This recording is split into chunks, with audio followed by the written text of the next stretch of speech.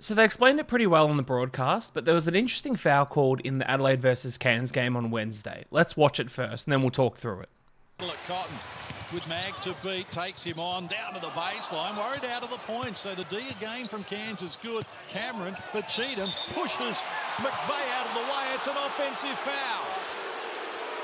Well, Kelsey, you wrote me about my acting ability.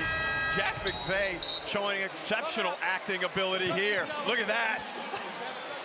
So Adelaide end up challenging this call, which isn't really a big surprise. And as we go to the timeout, you can see the coaches are pointing and they're saying, well, he was in the charge circle, so it's going to be overturned, either to probably to a no call or even potentially a block.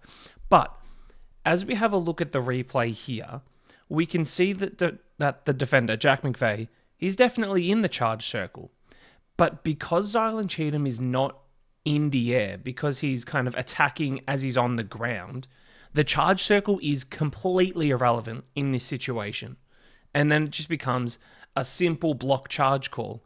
And then it's a case of, was the defender set? Is he in his cylinder? Both of those were yes. And, he's bracing for impact, which you're allowed to do as the defender. So the charge call stays as correct and the coach's challenge is unsuccessful.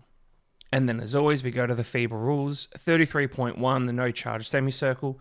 On any penetrative play into the charge circle, any contact caused by an airborne offensive player with a defensive player in the no charge circle shall not be called a team control foul.